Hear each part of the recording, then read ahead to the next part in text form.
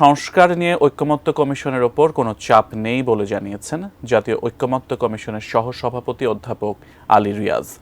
ঈদের আগে অন্তত 4টি রাজনৈতিক দলের আলোচনার কথা জানান তিনি। এদিকে সংস্কারের বিষয়ে জাতীয় ঐকমত্য কমিশন আজ থেকে রাজনৈতিক দলগুলোর সঙ্গে সংলাপ শুরু করেছে। কিছুক্ষণের মধ্যে লিবারেল ডেমোক্রেটিক পার্টি এলডিপির সঙ্গে আলোচনায় বসার কথা রয়েছে কমিশনের। সংস্কার প্রস্তাব সম্পর্কে মতামত দিতে বৃহস্পতিবার সকালে জাতীয় সংসদ ভবনে ঐকমত্য কমিশনে যান জামাত ইসলামের সেক্রেটারি জেনারেল মিয়া গোলাম পরার নেতৃত্বে একটি প্রতিনিধি দল।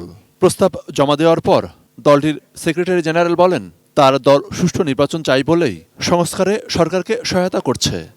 আফটার রিফর্ম নির্বাচনে একটা রোডম্যাপ ঘোষণা করা উচিত সরকার, এটা আমরা দাবি করছি।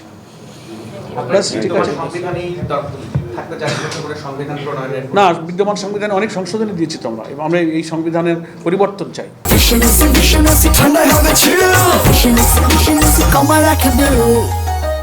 তবে সময় বেঁধে দিয়ে নয়, ন্যূনতম সংস্কার করে নির্বাচন চান তিনি।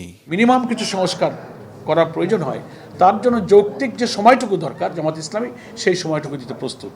সেটা হতে পারে আমাদের চিফ অ্যাডভাইজার যেমন বা সরকারের পক্ষ থেকে কয়েক রকম কথা বলা হয়েছে। কেউ বলছেন ডিসেম্বর, কেউ বলছেন মার্চ, কেউ বলছেন জুন, কেউ বলছেন 18 মাস।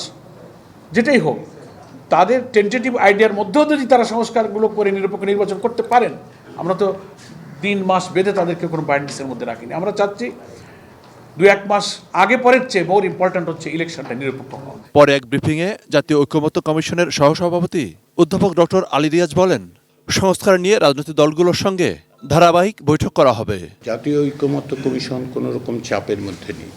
আমাদের যে দায়িত্ব দেয়া হয়েছে, এবং এক্ষেত্রে স্মরণ করিয়ে দিই যে এই জাতীয় ঐকমত্য কমিশনের প্রধান হচ্ছেন প্রধান উপদেষ্টা অধ্যাপক মোহাম্মদ ইউনূস। সেক্ষেত্রে এর উপর চাপের কোনো প্রশ্ন আমি দেখতে পাই না। অপর এক প্রশ্নের জবাবে আলী রিয়াজ বলেন, বিএনপির পক্ষ থেকেও আগামী 2-1 দিনের মধ্যে মতামত আসবে।